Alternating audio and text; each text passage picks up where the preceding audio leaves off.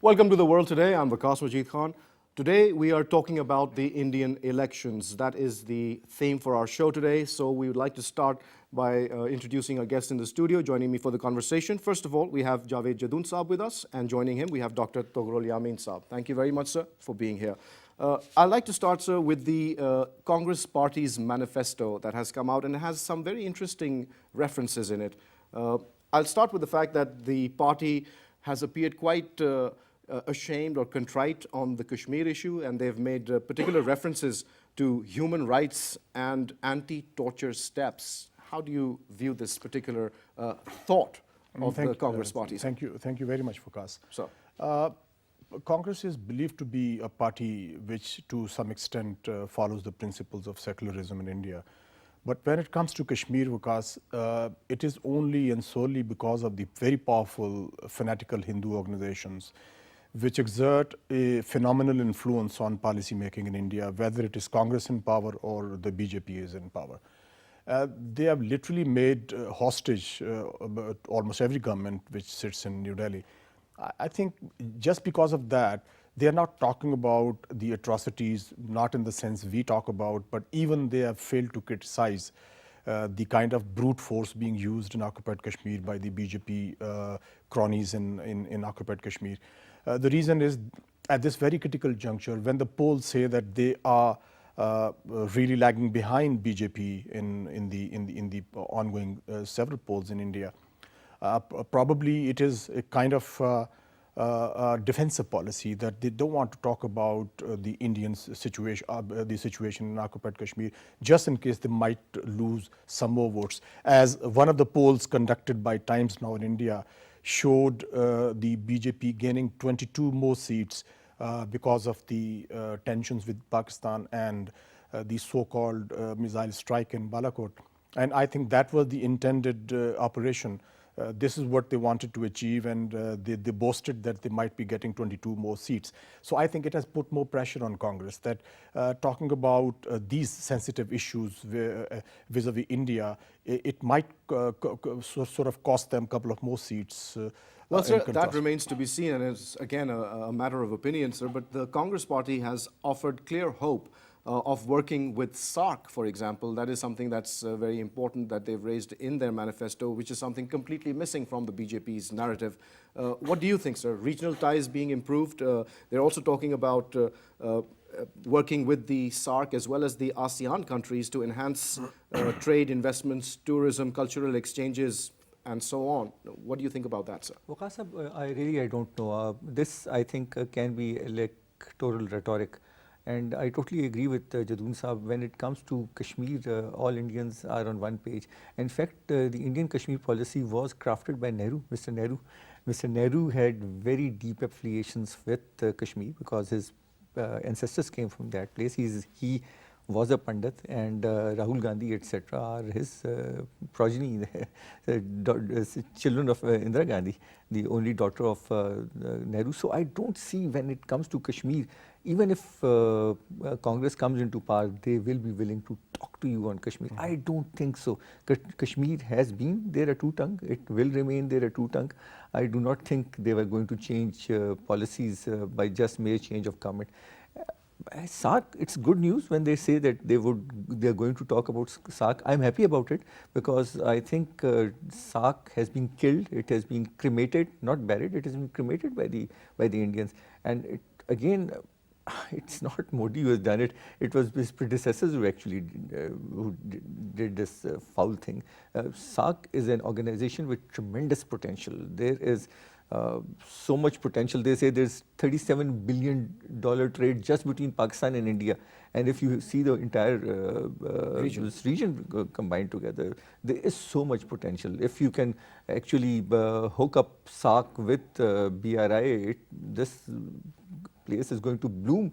But the Indians, I don't really know whether, if with coming of Congress in power, whether they're going to change their entire philosophy. But there's a new and young leadership Right. with a different mindset, Right. sir. And having said that, of course, the Nehru legacy continues. Even then, Pandit Jawaharlal Nehru never ever lived in Kashmir. It was more of an emotional attachment that he had, which has caused so much strife. He was responsible for it. You Absolutely, see, sir. Absolutely. Sending Krishna Menon and colluding with Absolutely, Mountbatten, I have no doubts about it that had there been a more reasonable person than Nehru or Patel in power at the time of partition, we might have seen better things. But these Indeed. two people made sure that Kashmir never becomes part of Pakistan. And then indeed when Nehru was in power, he was responsible for gobbling up Hyderabad and Junagadh and Goa. It was Nehru.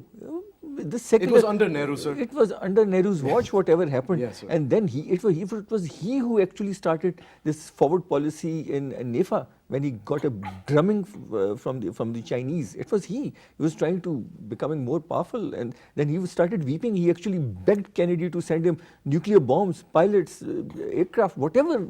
So I think I will not be very comfortable with any of them coming in power. They are all the same, whether it's Modi or whether it's Congress party, they are all anti-Pakistan. Sorry to say that. All right, sir. You have the right to that opinion, sir.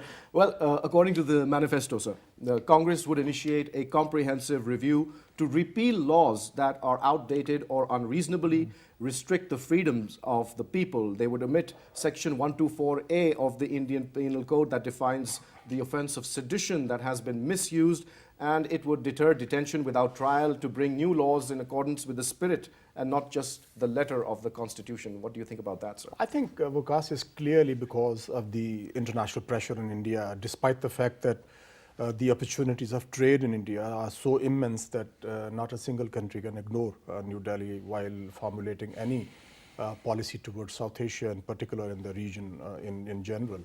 A country of 1.25 billion people with enormous trade opportunities and very dynamic and vibrant private sector, I think we must admit that they have that potential. Even Washington looks towards New Delhi through the lens of trade and commerce and investment.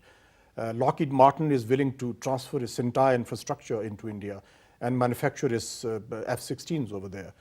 Though Indians are not willing to go for that at the moment. And furthermore, even the European Union, even the Chinese, they have more trade with India than they have with Pakistan. The trade volume between Beijing and New Delhi is about $75 billion. And but that also is to do with the size of the country, sir. Size of the country, but we always forget for WAQAS that now the foreign policies are being driven by the economic policies. I think we mustn't forget that. Economic interests are the supreme interests, whichever country we are talking about in terms of foreign policy. And of course, the geostrategic politics is important, but now the economy and the trade and investment, they are the driving forces behind. But sir, they have all taken a nosedive under the BJP government. Let me continue with the manifesto of the Congress party, sir. Of interest for Kashmiris especially and the northeastern insurgents and left-wing activists is a proposal to pass a law to prohibit the use of third-degree methods, under custody or interrogation methods, and punish cases of torture, brutality or other police excesses. Plus, the Congress would also amend the Draconian Armed Forces Special Powers Act, which is of most importance. We've been talking about that ad nauseum, sir, that gives impunity to the security forces in Jammu and Kashmir and the Northeast, and to strike a balance between the powers of the security forces and human rights of the citizens, to remove immunity for enforced disappearances, sexual violence and torture. Furthermore, on the Kashmir issue, they say the manifesto of the Congress has held the view that dialogue, now here is the key, sir, dialogue is the only way to understand the aspirations of the people of the three regions of Jammu and Kashmir and find an honorable solution to their issues. So in some very subtle ways, they are indicating that they are open towards a different approach, seeing what the BJP has been up to, sir. WAQAS, if I just take 5 seconds and then I move on. When you talk about such a lofty and ideal situation in the constitution issued by the Congress, the manifesto issued by the Congress party, let us not forget, WAQAS, that the cleansing of the Muslims in New Delhi, when the young Muslims were massacred through fake encounters, it was carried out under the Congress government. All right, sir. And the Golden Temple attack was also under Indira Gandhi. So good news. If it is a positive Because spin. we're just talking about their intentions and what they're stating in the manifesto, sir. So let's keep it focused. Good intention. Rahul Gandhi is a young man, although I don't have very high hopes of him. He seems lost. I think his sister appears to be more popular and more dynamic than him. He has not been able to really capture the hearts of the electorate. Good intentions, but once they come into power, the Congress party alone is not the sole arbiter of India's fate. There are other agencies. The army has become very, very strong. The way Bipin Rawat has been making statements, even our chief army staff, in our country where you say that the army is much more stronger than political institution, even he doesn't dare makes the kind of statements that Bipin Rawat makes, that I'll carry out surgical strikes, I'll do this, I'll do that. Our chief army staff never does that. He listens to the political leadership, and whatever statements. So that's because Pakistan is a peace-loving country, and we protect ourselves, we retaliate to aggression. We are not the aggressors. I think that is the reason. That might be the reason, but I'm saying even if they come to power, one, it's going to be a coalition government. It's not going to be Rahul Gandhi or. It'll be a hung parliament. That is what we are predicting, it'll be a hung parliament. And in a hung parliament, in a parliamentary system, it's very difficult to move. You have to please your coalition partners. But even then, sir, a hung parliament would be a better situation for Indians than the BJP government, or another 5 years of BJP. I would be very happy if they repeal the armed forces special powers. I would be very happy. AFPSA, sir. Absolutely. They will never do that. They can. Well, at least they claim that they will. So let's take them for their word at the moment. The moment they do that, I think the kind of popular popular movement which is going on in occupied Kashmir, it would be extremely difficult for them to control. that. Yeah, he's right. Let's see that, it's sir. difficult for the army to let them repeal these laws, these draconian laws as they're called. Today in our university, Mashal Malik was there. She said, my husband is in isolation. He's been put in jail and solitary confinement. Solitary confinement. And she said today is his birthday, and the kind of picture she painted of occupied Kashmir, I felt like weeping. Indeed, sir. Yasin Malik is a true hero, sir. And the other, women folk are being raped, young children are being blinded by use of pellet guns. And so let's come back to the manifesto, because they're addressing these issues. Yes. I hope they do that. I would be very happy. Well, let me share with you, sir, what they want to say about the current setup.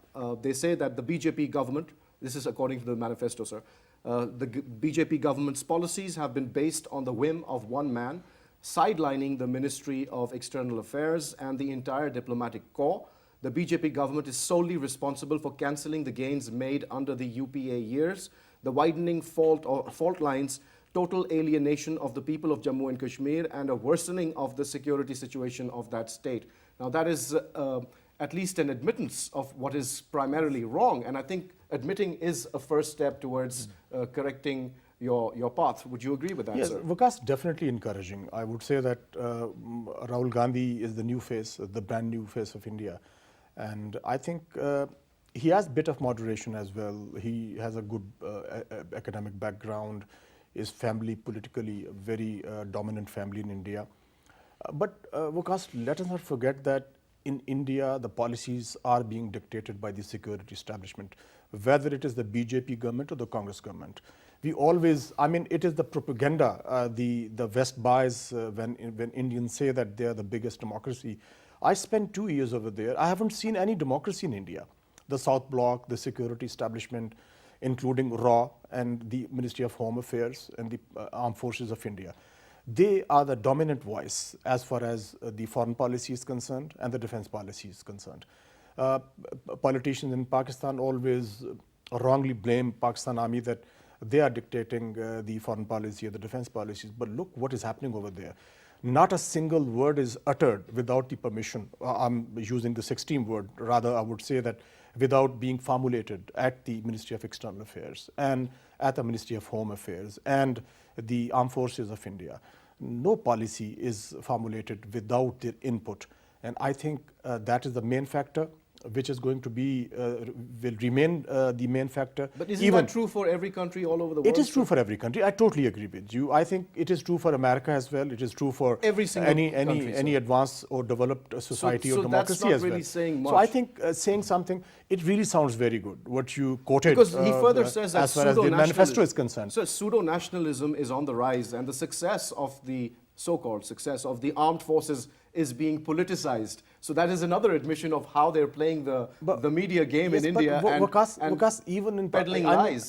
there's a huge gap between the manifestos and the real politic. Of course. Even in Pakistan, Absolutely, when the sir. manifestos are issued, they're so glossy and so flowery and so futuristic that you believe that even 25% is implemented, Pakistan would become a welfare state. Same happens in India. We have the same stock, same thinking, same approaches, same policies. You don't find a difference when you drive on the roads of New Delhi. You see the same people, they speak the same language, they behave the same way. You don't even think that you are driving in New Delhi, you may be driving in Lahore.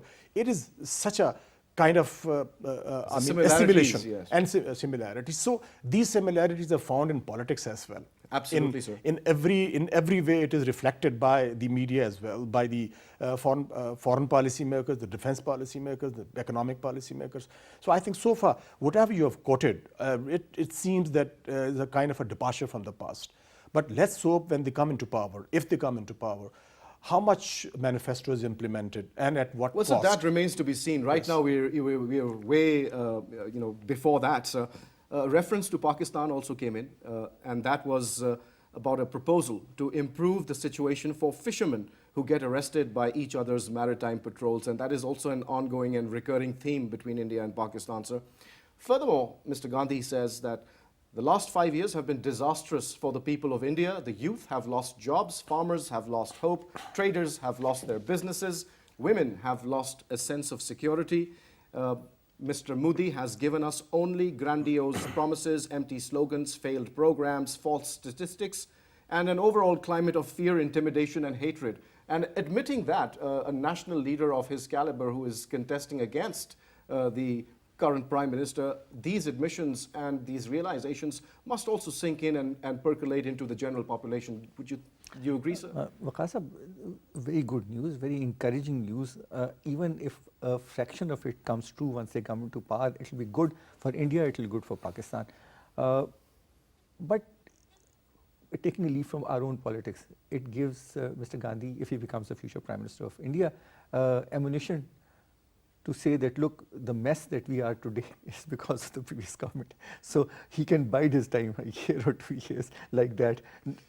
I'm not saying that as a joke, but that's politics. You say, look, these are the guys, this crazy man, Modi, he is responsible for all the mess that you are, the jobs that you don't have. It's because of him, it's because of him, it's everything wrong in Kashmir, it's because of him, and we'll correct it.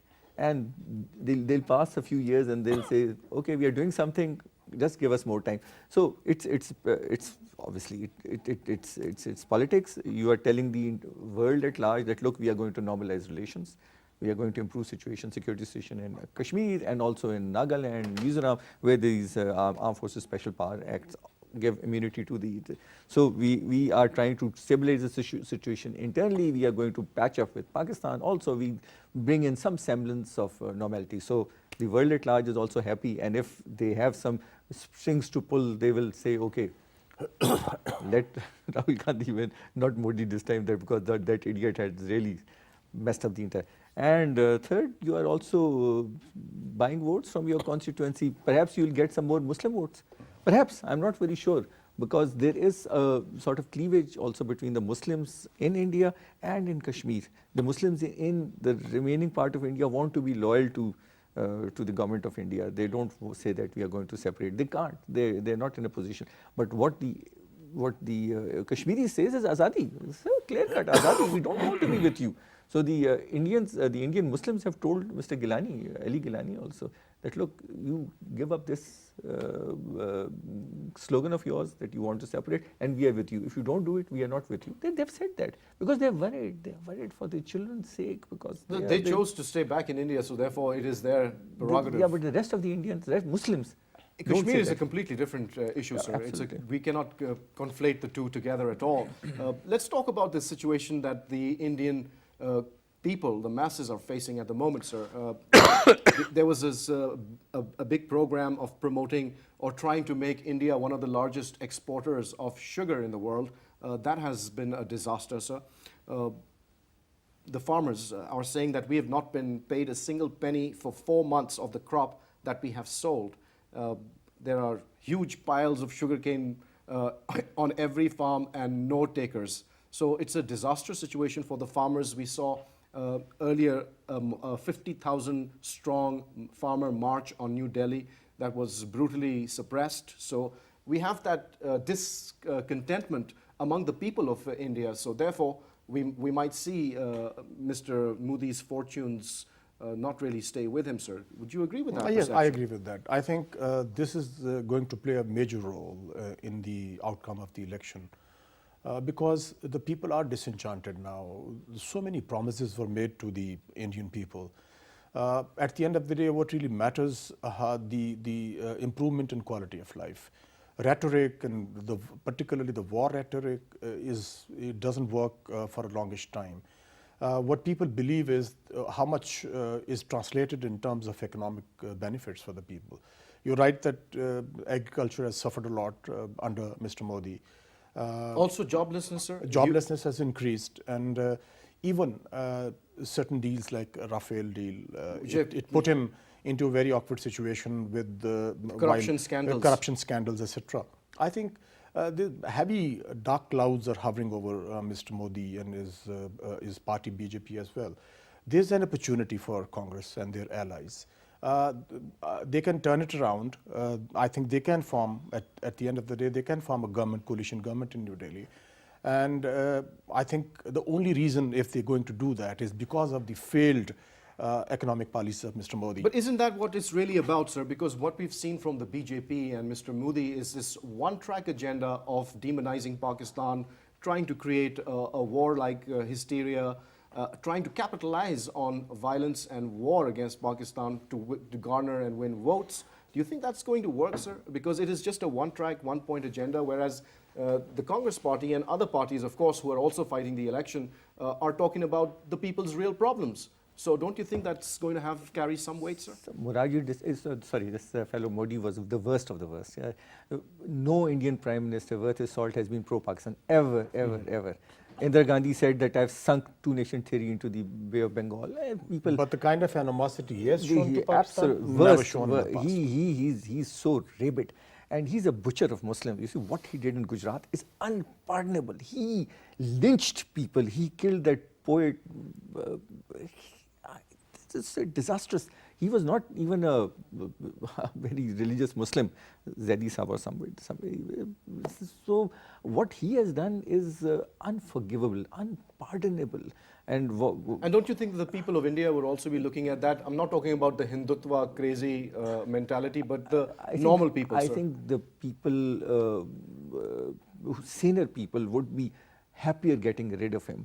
But I do not know whether he would still be able to garner vote across the saffron belt that brings him back again into power. But look at the Trump example. You see, everybody was saying he can never come into power. He was just... Except for me, sir. Except for you, probably. You knew it. I predicted that he would come into power.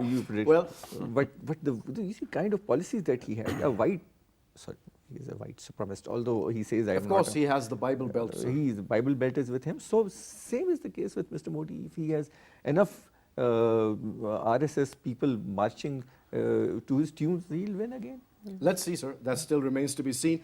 There's another phenomenon, sir, that we are all confronted with, and that is the struggle with the scale of fake information, especially on social media platforms. That is a major concern in this particular Indian election, and indeed in many other countries as well, sir. We've seen that even the Americans had to contend with Russian meddling as a result of that.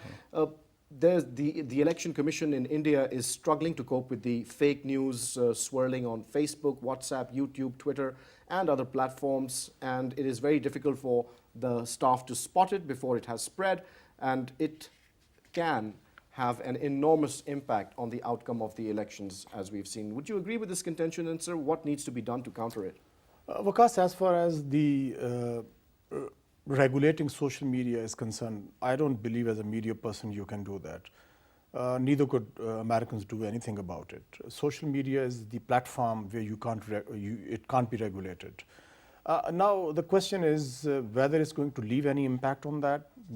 I hardly believe social media in India is going to have any impact. Reason number one, there are many, the majority of the people live in rural parts of India.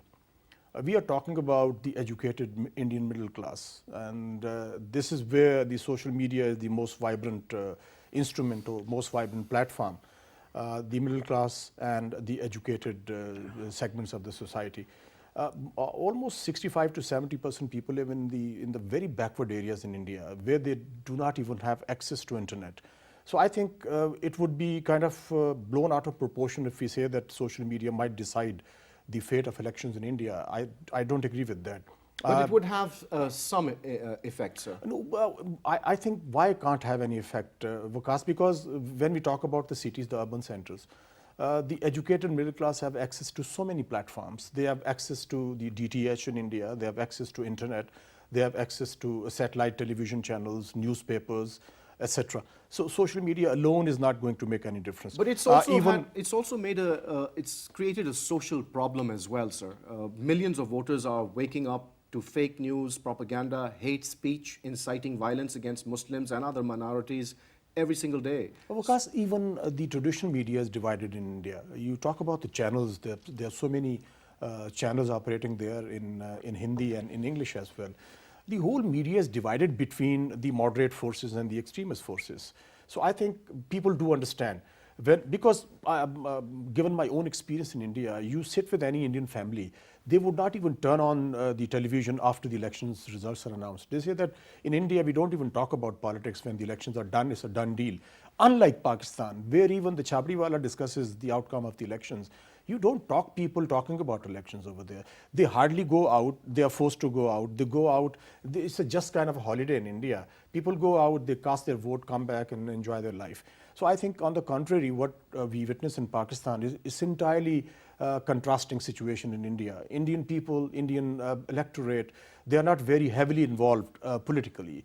They do cast their votes, but I think they do understand that the media is a divisive force, and they know that what Times Now is talking about and what NDTV is talking about and why they are talking about. So I think the situation is pretty much clear. I think the factor which is going to decide the fate of the elections and the outcome of it, Waqas, is going to be the economic factors, the failed economic policies. They have started feeling the brunt of those policies. And there are many examples of that. Many examples.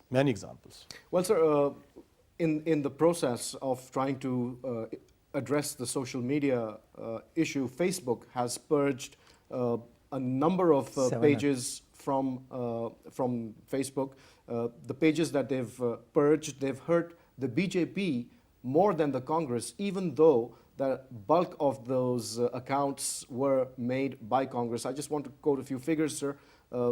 According to Facebook, they removed 687 pages to accounts linked to the Congress party, and that was because of coordinated inauthentic behavior, as they have said.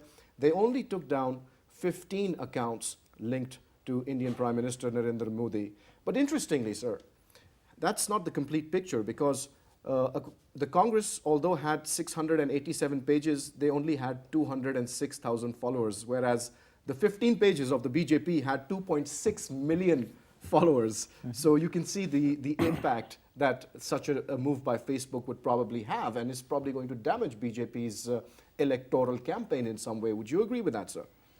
So, I don't think, again, I would tend to agree with Jadooon Saab that I don't think social media is going to win the election or more the election or influence. You think it doesn't have an influence on voters?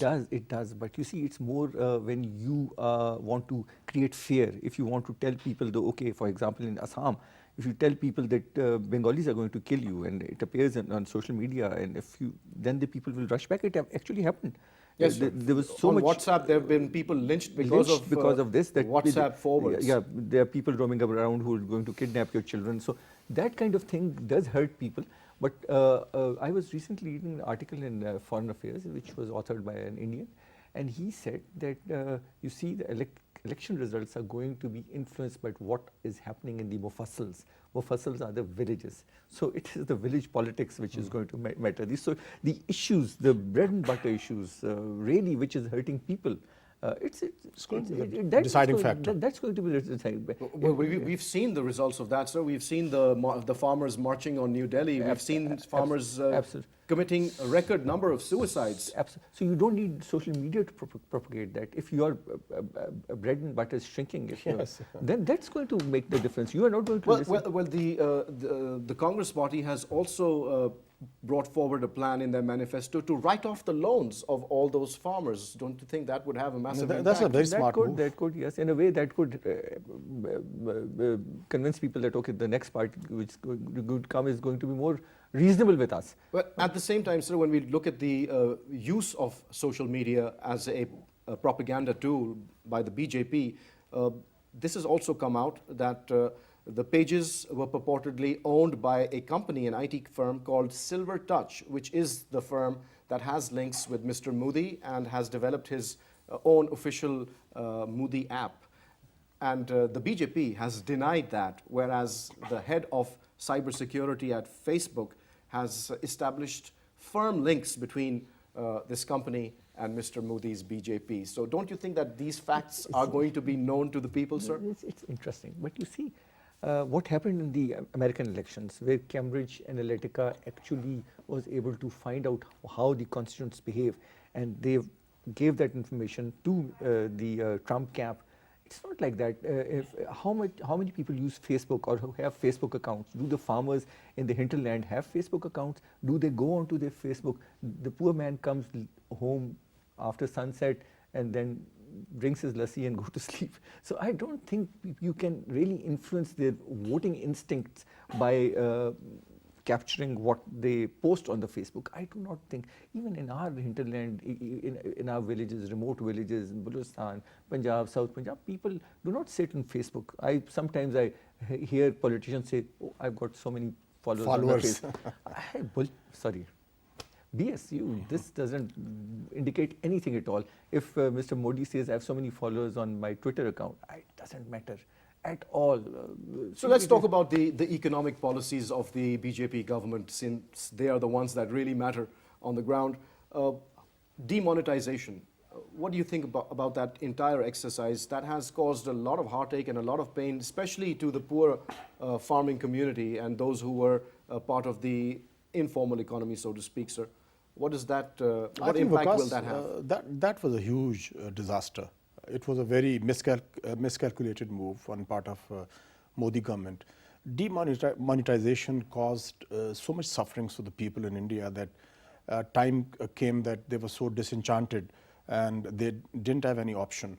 And today, but another was just in continuation what was being said is, elections results would also depend on the regional alliances and politics as well. Because like in Pakistan, even in India, the regional groupings and alliances, they matter a lot. How smartly you make alliances is the most important factor. The UP factor. Now it is being contested between the BJP and Congress. And I think it is at the balance right now. But you never know. If Congress is going to win UP, it is going to be a huge boost in their electoral fortunes. And if BJP does that, I think they are going to win the elections. So there are many other important factors. The regional groupings, the regional parties, alliances are on the shifting sands. During the night, they make an alliance with one particular party. The next morning, the alliance is shifted in some other party's favor. So I think in a fortnight's time, we would be in a position to clearly say that which party has the possibility, or rather the coalition has a possibility to form a government in New Delhi. But as of now, I think BJP still has the edge. What is your opinion, sir? Well, I would like to highlight one point. Usually electoral results in India are also influenced by the religion factor. So people who, for example, the Muslims, last time the BJP was able to convince the Muslims that you will feel safer with us. There was a large number of Muslims who voted for the BJP. So this time the Muslims are not going to vote for BJP. That's my hopefully. I hope.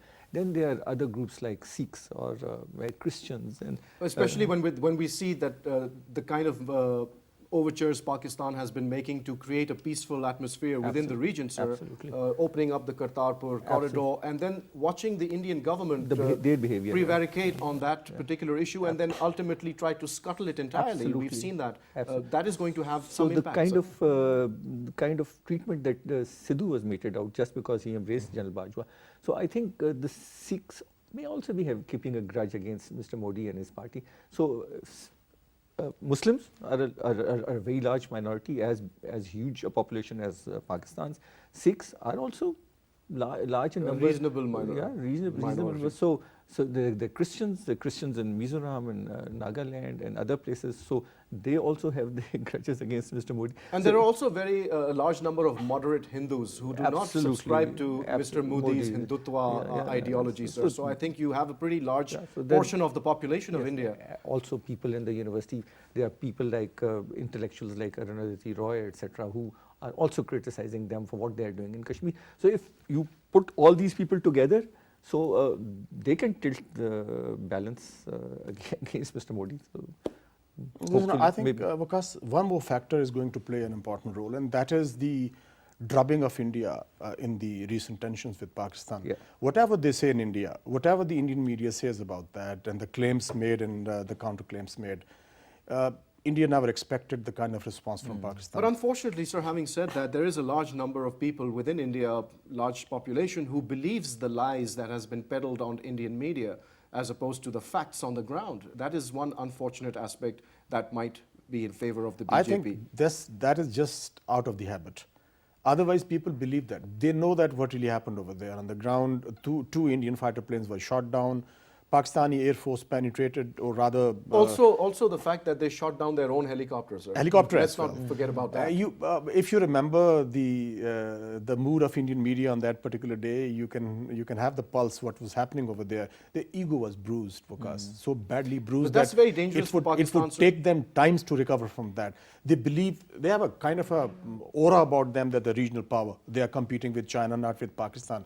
While on the contrary, there's a soldier sitting here. Most of their concentration, the troops' concentration, is against Pakistan. Absolutely. Their air force is mostly deployed against Pakistan. Their strike corps is deployed against Pakistan. I mean, they are basically Pakistan-centric. Yes. And whatever they say in India, that, well, China is the huge country, And that just the might power. be their undoing, sir, because So I think there are also media I reports. strongly believe that the ego was bruised, and so badly bruised that I think they are not going to forget Mr. Modi. And do you think that because of that, they also forget might, and forgive. They might also engage in another misadventure around, this time, or do you think that that might not be the case? I don't I think think so. that moment has I don't passed, think so. and That moment has and I think it gives a good occasion for the Indian electorate to elect a sensible person. This fellow has really let him down. It was a disgrace. But Waqas, if they do that, they will have the same result. You know why? That's correct. You know why? Yes, hopefully, When the two planes were shot down, Mr. Modi said, only if we had Rafale planes. Yeah, and they don't have those Yes, yet. they don't have them. That's too bad. Thank you very much, sir, for taking out the time and sharing your views with PTV World. And to our Indian brothers and sisters across the border, we would just say that please vote for your conscience and vote for peace and prosperity in the region rather than animosity. Jingoism and warmongering. Absolutely. On that note, it's goodbye.